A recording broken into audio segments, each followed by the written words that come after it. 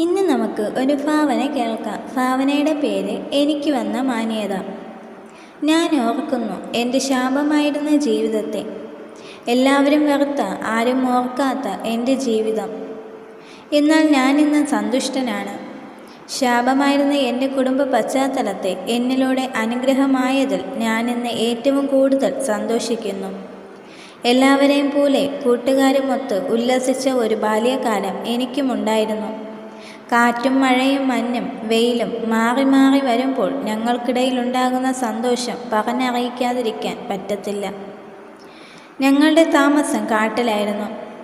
ഞാനും എൻ്റെ കൂട്ടുകാരും കഥകൾ പറഞ്ഞ് ഉല്ലസിച്ചിരിക്കുമ്പോൾ ഒരു ദിവസം കുറേ പേർ ആയുധങ്ങളുമായി ഞങ്ങളുടെ കാട്ടിലേക്ക് വന്നു. ആദ്യം ഞങ്ങൾക്കൊന്നും മനസ്സിലായില്ല. പിന്നെ അവർ സംസാരിക്കുന്നത് ഞങ്ങളുടെ ശ്രദ്ധയിൽപ്പെട്ടു. വിളഞ്ഞതും മുന്തിയതും തലയെടുപ്പുള്ളതും ഇത് മതിയെന്ന് പറഞ്ഞു. എൻ്റെ അടുത്ത് നിന്ന ഞങ്ങളിൽ ഒരാളെ അവർ കൊണ്ടുപോയി. അവൻ്റെ കണ്ണിൽ നിന്ന് വീണ കണ്ണുനീർ തുള്ളികൾ ഇന്നും എൻ്റെ മനസ്സിലുണ്ട്. അവനെ മുറിക്കാതിരിക്കാൻ ഞങ്ങൾ ആവോളം ശ്രമിച്ചു. ഒന്നും നടന്നില്ല. അവനെ എവിടെയാണ്, എന്തിനാണ് കൊണ്ടുപോകുന്നതെന്ന് ആർക്കും അറിയില്ല.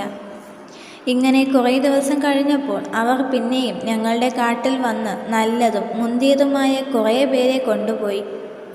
അച്ഛനും അമ്മയും ആ കൂട്ടത്തിലുണ്ടായിരുന്നു. നിലവിളിച്ചു കരയുകയല്ലാതെ വേറെയൊന്നും ചെയ്യുവാൻ എനിക്ക് കഴിഞ്ഞില്ല. എന്നെയും ഒരു ദിവസം ഇതുപോലെ കൊണ്ടുപോകുമെന്ന് ഞാൻ വിചാരിച്ചു. അപ്പോൾ എൻ്റെ പ്രിയപ്പെട്ടവരെ കാണാമെന്ന് കരുതി സങ്കടം ഉള്ളിലൊതുക്കി. വർഷങ്ങൾക്ക് ശേഷം ഒരു ദിവസം അത് സാധിച്ചു. കുറച്ചുപേർ ആയുധങ്ങളുമായി എൻ്റെ അടുത്ത് വന്നു. ഞാൻ ഞെട്ടി വിറയ്ക്കുവാൻ തുടങ്ങി. എന്നെ അവർ മുറിച്ച് വലിയ ലോറിയിലാക്കി. 4-5 പേർ ചുമന്നാണ് എന്നെ ലോറിയിൽ കയറ്റിയത്. ഞാൻ ആകെ ഭയന്ന് വിറച്ചു. എന്നെ കൊണ്ടുപോയത് ഒരു തടിമില്ലിൽ ആയിരുന്നു. എൻ്റെ ബന്ധുക്കളെ ആരെയും എനിക്കവിടെ കാണുവാൻ കഴിഞ്ഞില്ല. എന്നെ പലവിധമാം പരിശോധന എന്ന് പറയും വിധം യന്ത്രങ്ങളിലൂടെ കയറ്റിയിറക്കി. ഓരോ യന്ത്രങ്ങളിൽ എന്നെ കയറ്റുമ്പോഴും ഞാൻ അനുഭവിച്ച വേദന അതിഭയാനകരം ആയിരുന്നു. അവസാനം ഞാൻ എത്തിച്ചേർന്നത് ഒരു കടയിലായിരുന്നു. കടയുടമസ്ഥൻ എന്നും തുടച്ച് വൃത്തിയോടെ സൂക്ഷിക്കുമായിരുന്നു. ഞാൻ അറിഞ്ഞിരുന്നില്ല ഒരു ശപിക്കപ്പെട്ട വസ്തുവായാണ് എന്നെ മാറ്റിയതെന്ന്. എൻ്റെ കൂടെയുള്ള പലരെയും ഓരോരുത്തർ വന്ന് കൊണ്ടുപോകുന്നത് ഞാൻ കണ്ടിട്ടുണ്ട്. അങ്ങനെയിരിക്കെ ഒരു ദിവസം കുറേ പേർ കടയിൽ വന്നു.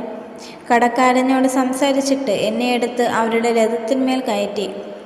അയ്യോ, ഞാൻ നിങ്ങൾക്ക് ഇതുവരെ എന്നെ പരിചയപ്പെടുത്തിയില്ലല്ലോ. ഞാനാണ് കുരിശ്. കുരിശ് യാത്രയിൽ ഞാൻ അവരുടെ സംസാരം കേട്ടു. അവരുടെ സംസാര വിഷയം ഞാൻ തന്നെയായിരുന്നു. അപ്പോഴാണ് എനിക്ക് എന്നെ മനസ്സിലായത്. ക്രിമിനൽ കുറ്റങ്ങൾക്ക് റോമൻ ഗവൺമെൻറ് വിധിക്കുന്ന ഒരു ക്രൂരമായ ശിക്ഷാ നടപടിയാണ് ക്രൂശുമരണം.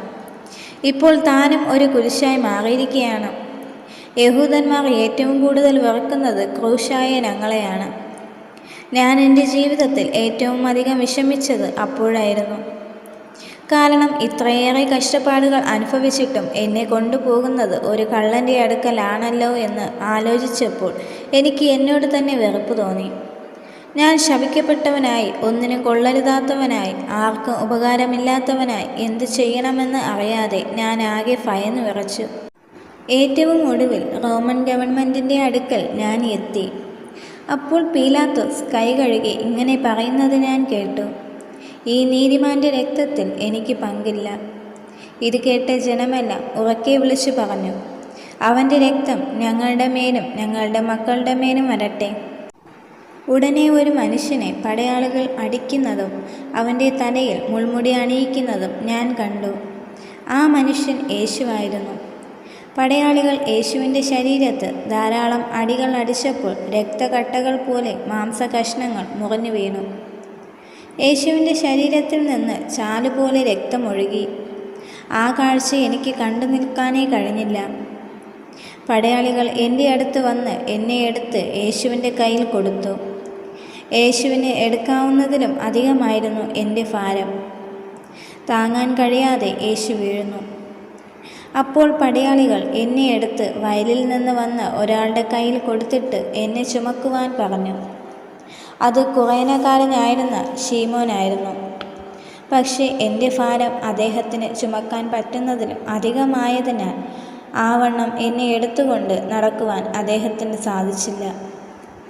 അത് കണ്ടിട്ട് യേശു എന്നെ ശീമോൻ്റെ കയ്യിൽ നിന്ന് വാങ്ങി ചുമന്നു. ഒരുവിധം ഞാൻ ഗൊൽഗോഥ എന്ന സ്ഥലത്ത് എത്തി. ഗൊൽഗോഥയിൽ വച്ച് പടയാളികൾ യേശുവിൻ്റെ ശരീരം എന്നോട് ചേർത്തു. അവൻ്റെ കൈകാലുകളിൽ ആണി തറച്ച് പൊക്കിയപ്പോൾ എനിക്ക് തന്നെ എന്നോട് അമർഷം തോന്നി. വൈകുന്നേരമായപ്പോൾ എൻ്റെ നെഞ്ചത്ത് കിടന്ന് യേശു മരിച്ചു. ഇങ്ങനെ 3 ദിവസം കഴിഞ്ഞപ്പോൾ ഞാനൊരു വാർത്ത കേട്ടു. യേശു ഉയർത്തെഴുന്നേറ്റു. അപ്പോഴാണ് ഞാൻ അറിഞ്ഞത് യേശു ദൈവപുത്രൻ ആയിരുന്നുവെന്ന്.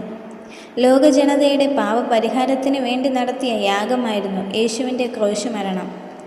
ഞാൻ അനുഭവിച്ച വേദനകളും കഷ്ടങ്ങളും യേശുവിൻ്റെ ക്രൂശുമരണം എന്നിലൂടെ ആയതിനാൽ എൻ്റെ ജീവിതത്തിൽ വന്ന ശാപങ്ങളും പരാജയവും മാറി.